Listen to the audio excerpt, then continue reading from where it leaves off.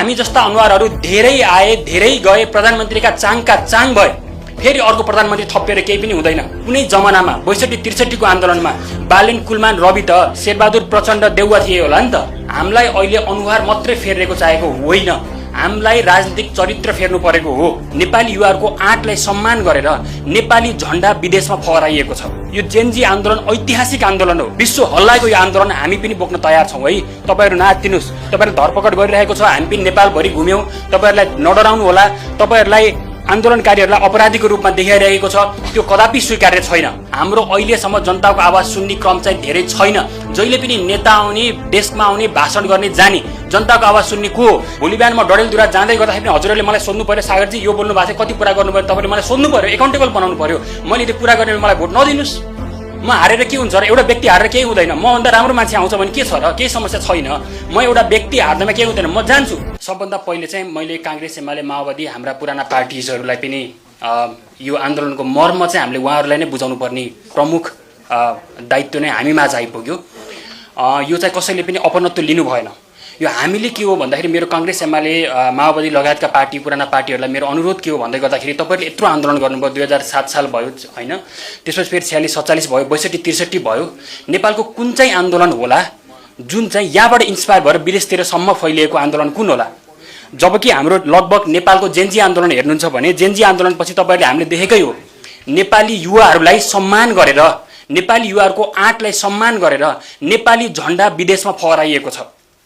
कुन चाहिँ आन्दोलन छ नेपालको इतिहासमा नेपालबाट इन्सपायर भएर विश्वभरिका युवाहरू इन्सपायर भएको आन्दोलन हाम्रो नेपालको कुन छ? यो जेनजी आन्दोलन ऐतिहासिक आन्दोलन हो। हामीले मोरक्को, पेरू, साउथ अमेरिकामा शुद्ध यसको इन्फ्लुएन्स छ। साउथ अमेरिकामा शुद्ध हाम्रा नेपालीहरूले गरेको यो जुन त्याग छ, समर्पण छ, जुन आवाज उठाउनु भएको छ, यसको लागि सबै इन्सपायर भएको छन्। तर यही सिलसिलामा यो जनआन्दोलनलाई काङ्ग्रेस, एमाले, माओवादीले स्वीकार्नुपर्छ। जसरी अस्ति प्रधानमन्त्री जेनजी लगायतको सम्झौता भएको छ, त्यो सम्झौता चाहिँ सबै पार्टिजहरूले, राज्यका सबै निकायहरूले यसलाई ससम्मान ग्रहण गर्नुपर्छ भन्ने चाहिँ हामी सबैको माग हो।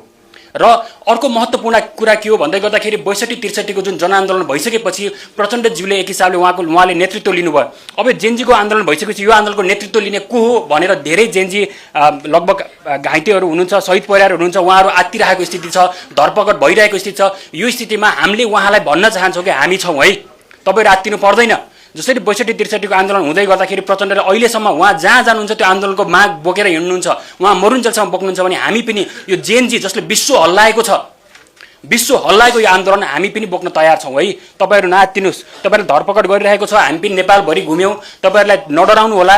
तपाईँहरूलाई आन्दोलनकारीहरूलाई अपराधीको रूपमा देखाइरहेको छ, त्यो कदापि स्वीकार्य छैन होइन। त्यही भएर यसमा चाहिँ हामीले त्यहाँ आन्दोलनमा पनि भनेको छ होइन, उहाँहरूले भनिराख्नु भएको छ, गरिराख्नु भएको छ। सम्पूर्ण विश्वभरि भइरहेको, नेपालबाट इन्सपायर भइरहेको आन्दोलन के छ भन्दाखेरि करप्सनको एगेन्स्टमा छ होइन, शून्य जवाबदेहिता छ, यसको विरुद्धमा छ। त्यही भएर यसको लागि चाहिँ हामीले संविधानमा पनि धेरै संशोधन गर्नको लागि एउटा कार्यदल बनाउने भनेर जुन सम्झौतामा भएको छ त्यो कार्यदल पनि बनाउनु पर्यो होइन। सरकारले सकेको छिटो चाहिँ यो कार्यक्रमहरू सकेको छिटो कार्यान्वयनको फेजमा चाहिँ हजुरहरूले लानु पर्यो। र यो भन्दै गर्दाखेरि हजुरहरूले यो सबै डकुमेन्ट्स चाहिँ सबै डिटेलमा हेरिदिनु होला, मेरो एकदमै अनुरोध छ। हामीले यसलाई अध्ययन गरेर, हामी धेरै साथीहरूले अध्ययन गरेर बनाएका छौँ। यसको जेनजीको मर्म हामीले बोक्छौँ भनेर यहाँ सिग्नेचर पनि गरेका छौँ। हामी सबै साथीहरूले एकचोटि यो लाइन बाई लाइन, बुँदा बाई बुँदा हेरिदिनु होला। मैले यसको समग्रमा अलिकति निष्कर्ष मात्रै हजुरहरूलाई भन्छु। सबभन्दा मेन चाहिँ अघि नै मैले भनिसकेँ, राजनीतिक नेतृत्व जेनजीको आन्दोलन हामीले विश्व हल्लाएका छौँ। विश्वभरिका देशहरू, विश्वभरिका युवाहरू हामीबाट इन्सपायर भएका छन्। त्यही भएर अहिले जुन आन्दोलनमा जानुभएको छ तपाईँहरू नडराउनु होला, हामी छौँ हजुरको साथमा। पहिले सुरु त्यो भन्न चाहन्छु। त्यसपछि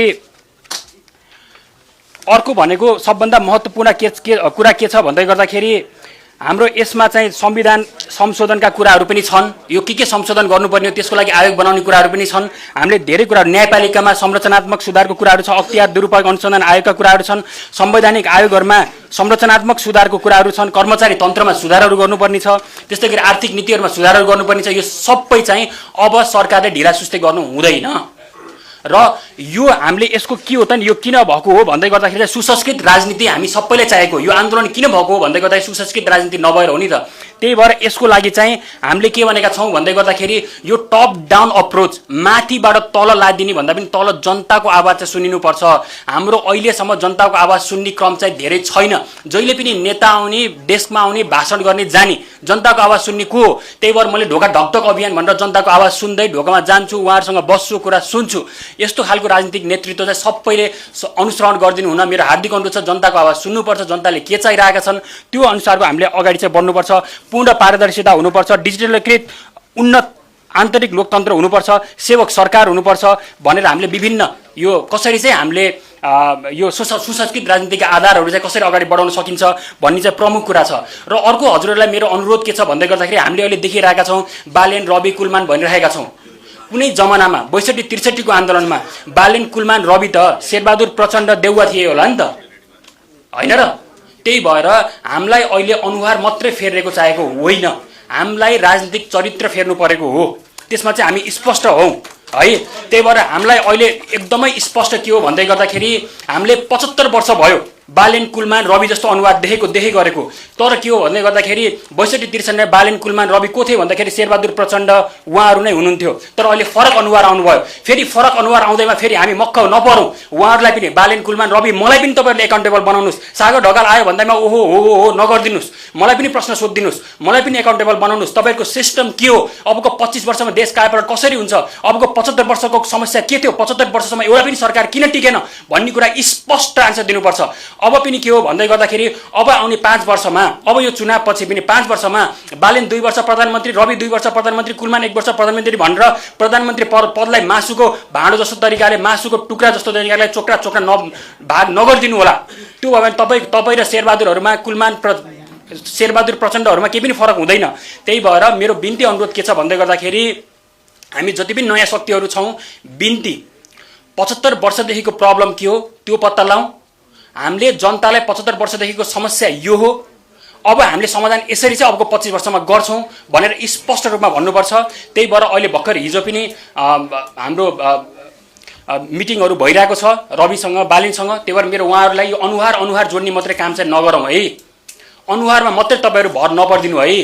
हामी जस्ता अनुहारहरू धेरै आए, धेरै गए, प्रधानमन्त्रीका चाङका चाङ भए, फेरि अर्को प्रधानमन्त्री थपिएर केही पनि हुँदैन।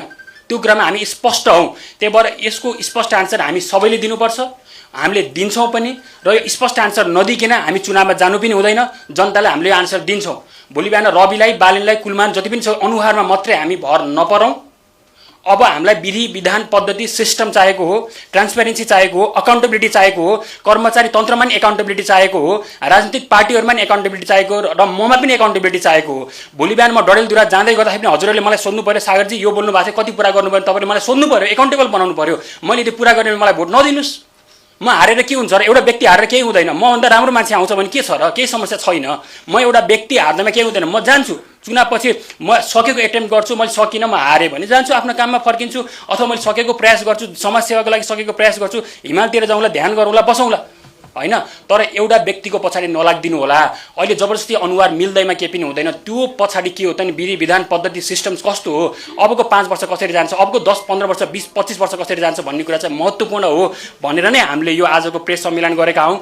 तपाईँहरू नजुक्किने होला, जनताहरू तपाईँहरू सचेत भइदिनु होला। अब हामीसँग समय पनि छैन, हामी युवाहरूको समय अब घर्किँदैछ। अब के छ भन्दै गर्दा हाम्रो पुस्ताले नै यो देश कायापलट गर्ने हो। अब हामी पछिको पुस्ताले चाहिँ कायापलट गर्नको लागि जनसङ्ख्या घट्दो क्रममा छ। घर हाम्रा गाउँहरू रित्तिसकेका छन्, सहरहरू पनि रित्तिन थालिसकेका छन्। अब समय छैन।